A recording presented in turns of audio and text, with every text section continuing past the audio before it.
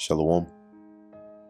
First and foremost, I want to give all praises, honor, and glory to Yahweh, Bahasham, Yahweh Shai, Bahasham, Racha Kodash. Double honors to the elders and the apostles of Great Millstone, and peace and blessings to the elect. And today we're going to go into the book of Nehemiah, the 4th chapter. And as a continuation, right, we're at the point where Nehemiah, and along with the rest of the elders, the nobles, the princes, and the rest of the Israelites here in the land, in the province of Judah, have started the building. Right, last chapter we went into the different families and different individuals that were building the wall. Okay, so here in Nehemiah 4, this is the continuation of that, and let's find out. As we read also in Daniel, the 9th chapter, about those troublous times, right? Well, here's an example of that. So this is Nehemiah chapter 4, verse 1. But it came to pass that when Sanballat heard that we builded the wall, he was wroth, and took great indignation, and mocked the Jews.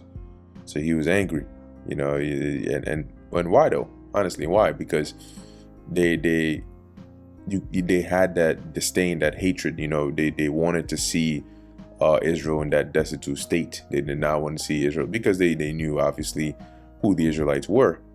Okay, and for that very reason, they understood that it wouldn't be in their favor to have Israel come back up to the state they were before. So as it says here, they mocked the Jews, and he spake before his brethren and the army of Samaria. And why does it say the army of Samaria? Because remember that at this point in time, this is post the northern the bulk of the northern kingdom, right? The 10 tribes having been taken captive out of their lands, sent over there to Assyria, and then they had left there and came to the Americas, right? So at this point in time, you had heathens that were dwelling in those regions, right? Samaria and that whole area going up north and everything. All right, because they were imported into the land. So that's why we hear about Sanballat, which was leaders to the Moabite, right? And then what's his other guy's name? Tobiah, right? The Ammonite. Anyway, so he said, what do these feeble Jews? Will they fortify themselves? Will they sacrifice? Will they make an end in a day? Will they revive the stones out of the heaps of the rubbish which are burned? And this was speaking in a deriding, sort of talking down, condescending, mocking sense, right? Like, what the hell do these guys think they're doing? They're weak asses. What they think they're gonna build this fortress back up? They're gonna perform a few sacrifices, and then boom, in one day you're gonna build up this wall over here. Get the hell out of here with that shit, right? This is the kind of energy that he was coming with, right? As it says, will they revive the stones out of the heaps of the rubbish which are burned? So these stones have been burnt up and broken down, as a result of that siege. What they think they're gonna use this to build a fortress? Now Tobiah the Ammonite was by him, and he said, even that which they build, if a fox go up, he shall even break down their stone wall. So he's joining in, right? Saying, look, man, they're whatever it is they ended up building, even if a fox was to jump on that and run on it, it would fall down. It would immediately collapse. So this is all part of that mocking, right? Hear, O our God, for we are despised, and turn their reproach upon their own head, and give them for a prey in the land of captivity. And so this is back to the perspective, I believe, of Nehemiah, right? To saying that, hearing all this, he's requesting the Lord that the Lord turn this upon them, flip this reproach upon them, all right, and make them the prey and the captives. Verse 5, and cover not their iniquity, and let not their sin be blotted out from before thee. So remember this. For they have provoked thee to anger before the builders, right? So look at what they're doing. Look at the shit they're talking. The you know the reproach that they're throwing at us, as though we're not the sons of the living power. So remember this, Lord. Verse 6. So built we the wall, and all the wall was joined together onto the half thereof, for the people had a mind to work. So they were able to start, building the wall all around. But in terms of height wise, it got up to like the halfway point. But they were able to do this work in a efficient manner because the people had that spirit on them to get it done. They were hyped up. But it came to pass that when Sanballat and Tobiah and the Arabians and the Ammonites and the Ashdodites heard that the walls of Jerusalem were made up, and that the breaches began to be stopped, then they were very wroth. So they got even more. What the fuck?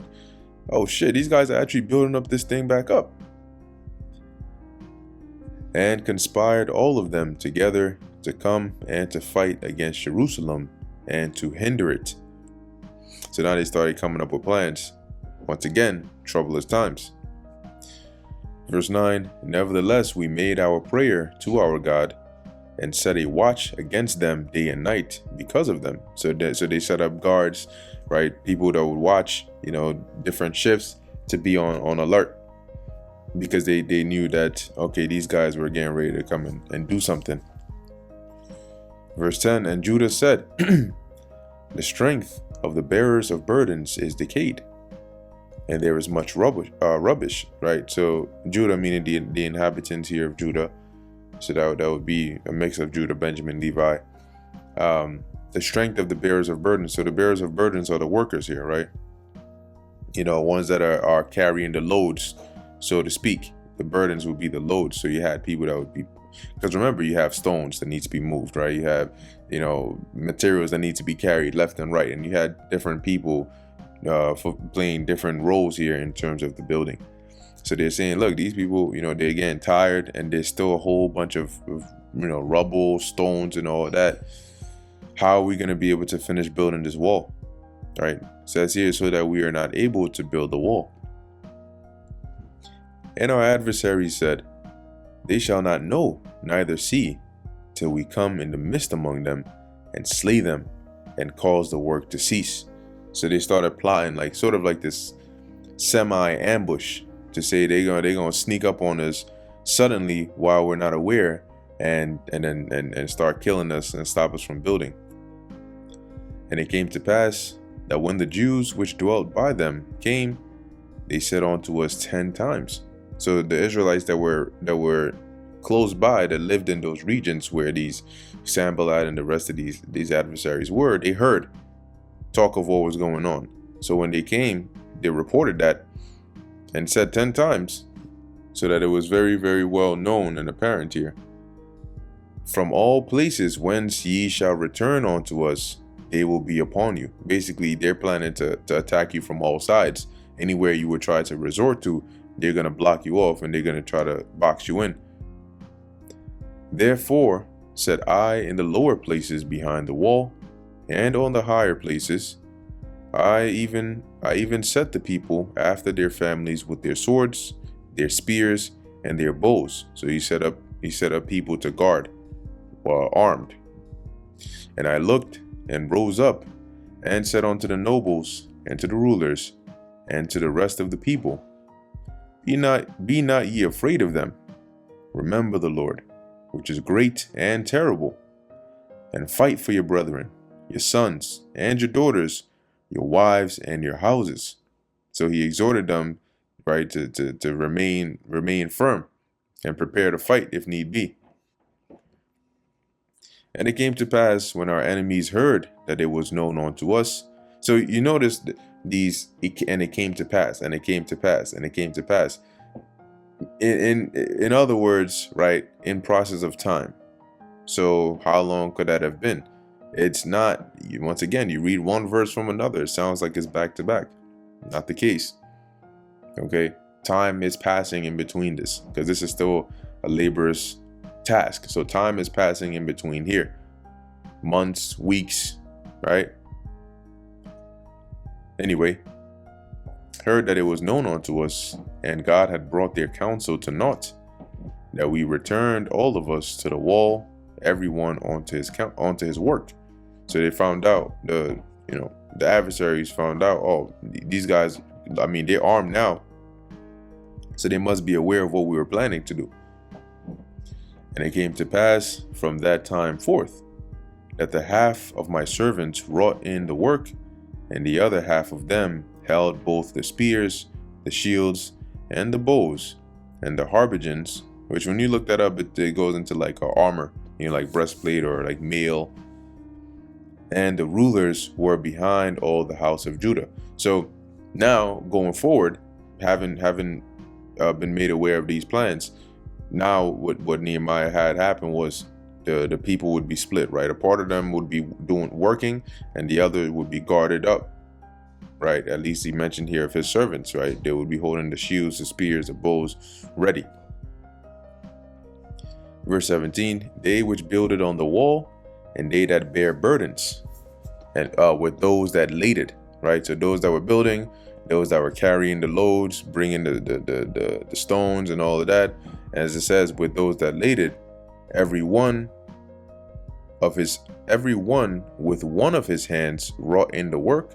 Wrought in the work meaning that they did the work, and with the other hand held a weapon. So they had a weapon in one hand, and they used the other hand to do the work. So now, obviously, right, this is another way of saying that they were ready. So you might have your sword on you, right, and it's like, in the sheath or whatnot, but it's on you and you're ready, because maybe you need to lift with two hands. It's not necessarily that at 24/7 you have one sword unsheathed in one hand, and okay, but in this case, in the sense that they had it on them, easily accessible to use when needed, because you didn't know at what point these guys would try to attack, or come against us.